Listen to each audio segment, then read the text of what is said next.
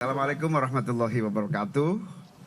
Selamat sore teman-teman semua. Pertama bersyukur hari ini saya kedatangan tamu yang sangat istimewa. Mbak Puan Maharani datang khusus ke rumah ini untuk terus melakukan silaturahmi, diskusi, dan berbagai update perkembangan politik nasional kita. Dan hari ini bersifat kekeluargaan karena memang tadi pagi saya mendarat jam 10:30 saya bawain kikil khas dari Jombang. Ini makanan khas Jombang yang ternyata Mbak Puan juga sangat menikmati. Dan kikil ini memang kalau nggak ada darah Jawa Timur mungkin nggak seenak inilah. Karena itu terima kasih Mbak Puan telah datang ke rumah ini dan dengan sangat senang hati saya dengan teman-teman PKB akan senantiasa siap berkomunikasi, berdiskusi, berbagi informasi untuk perkembangan politik nasional hari ini dan nanti menjelang pemilihan umum yang akan datang.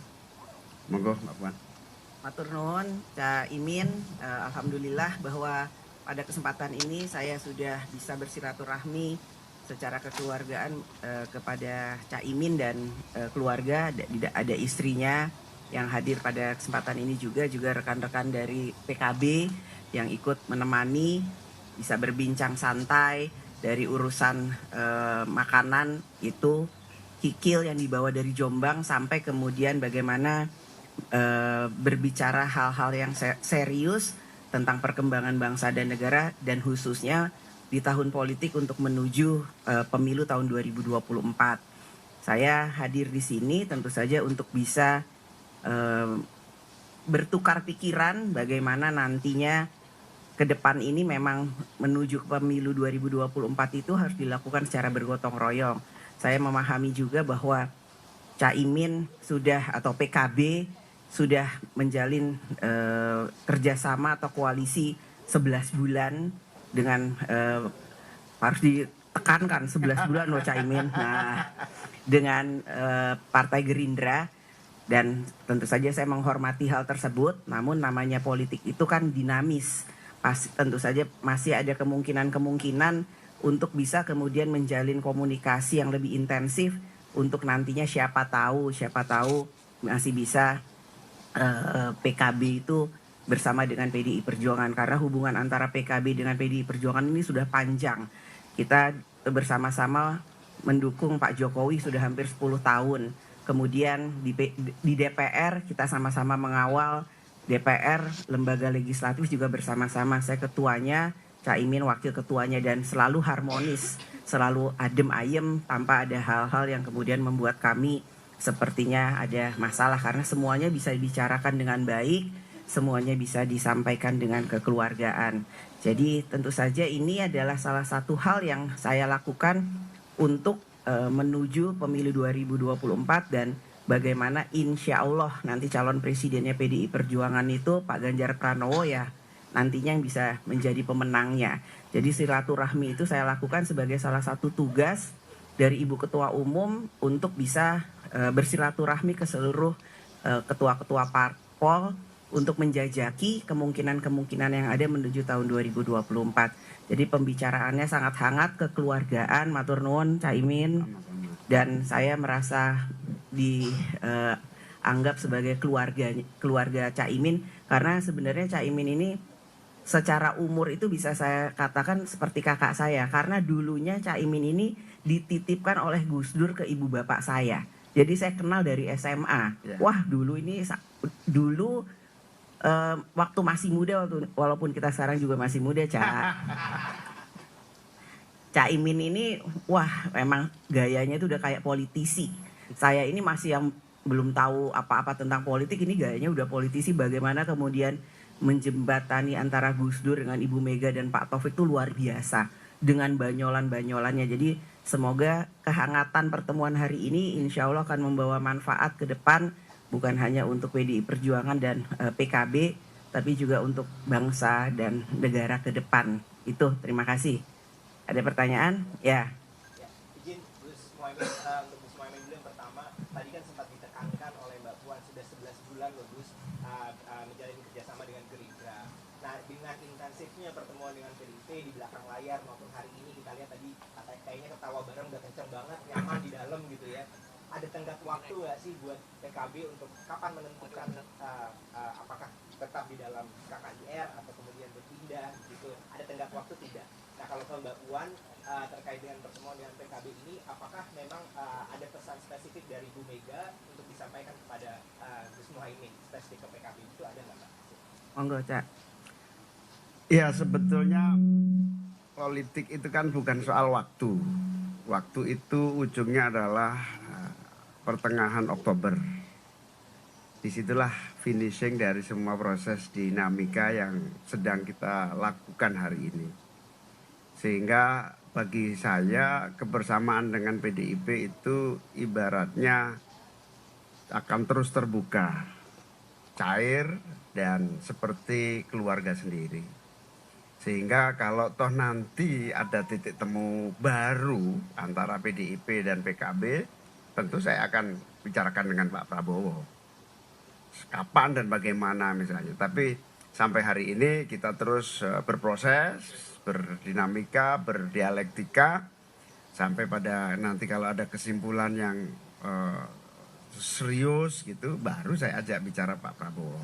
Tapi sejauh ini Pak Prabowo pasti akan menjadi tempat kita berkonsultasi lah dalam PKB mengambil sikap.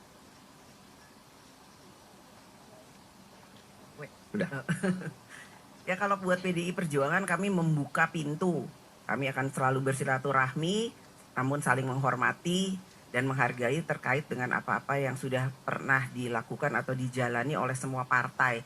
Karena semua partai itu pasti mempunyai strategi, punya target, punya visi dan cita-cita masing-masing.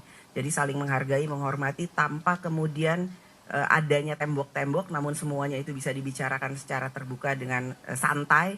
Itu akan menjadi sangat penting buat PDI Perjuangan. Dan saya selalu mengatakan bahwa pesta demokrasi, pemilu itu namanya pesta itu ya harus gembira. Jadi kalaupun nanti antara PDI Perjuangan dengan PKB belum ada ke titik cocokan atau satu titik pertemuan yang sama dalam menuju pesta demokrasi pemilu tahun 2024, saya meyakini bahwa persaudaraan antara keluarga kami dengan keluarga Caimin, antara PKB dan PDI Perjuangan itu harus tetap bersama karena ada waktunya bertanding, namun ada waktunya untuk bersanding. Jadi silaturahmi ini juga harus dilakukan supaya nanti pesta demokrasinya tuh damai, nggak kemudian ada sekat-sekat dan lain-lain sebagainya. Jadi dan pembicaraan ini akan tetap kita lakukan secara intensif sampai ya tadi Caimin mengatakan bahwa sampai bulan Oktober, kemudian November tanggal 4 itu insya Allah kita akan mengumumkan siapa capres dan cawapres beserta daftar DCT bagi semua bacalek yang sekarang namanya ada. Jadi itu masih panjang, masih banyak yang harus kita lakukan. Namun saya meyakini nggak ada yang pernah salah melakukan silaturahmi dan membicarakan semuanya itu secara terbuka sebagai satu anak sesama anak bangsa itu.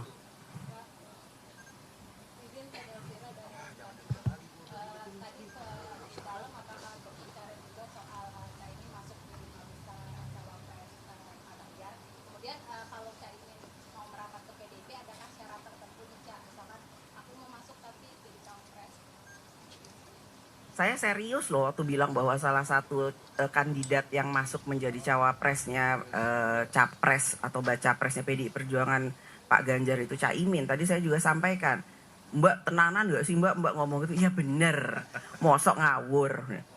Namun kan itu masih ada banyak hal yang harus dipertimbangkan. Nambah lagi nggak Mbak namanya? Itu tadi nanya gitu. Bisa nambah, bisa berkurang. Karena kita juga mempertimbangkan semua aspek. Yang ini baik, yang ini bagus, yang ini api. Tapi mana yang kemudian mempunyai visi yang sama dengan baca pres PDI Perjuangan Pak Ganjar? Apakah kemudian bisa sama cita-citanya dengan PDI Perjuangan dan lain-lain? Tadi kalau ini saya bocorin sedikit ya Caimin di pertemuan ini nggak ada sama sekali membicarakan persyaratan-persyaratan karena kita masih bagaimana menyatukan pemikiran-pemikiran. Apa yang akan dilakukan, bagaimana ke depan, bagaimana membangun bangsa ini. Nggak ada saya ikut tapi atau Mbak Puan boleh nggak ini atau saya Caimin ikut tapi harus ini, nggak ada. Itu semua nggak ada, kita bicarakan cair, makanya gembira. Namun kita nantinya insya Allah akan mendapatkan satu titik temu yang sama-sama baik dalam membangun bangsa dan negara. Ya, seperti yang disampaikan Mbak Puan, kebersamaan kita tulus, tidak ada syarat-syaratan. Nah, tetapi kalau ada yang perkembangannya mengerucut misalnya, ya tentu saya akan sampaikan ke Pak Prabowo. Cukup? Ya? Cukup ya? Makasih ya semuanya udah nungguin dari Yuk, tadi. Makasih, Ya, makasih yang lama nunggu.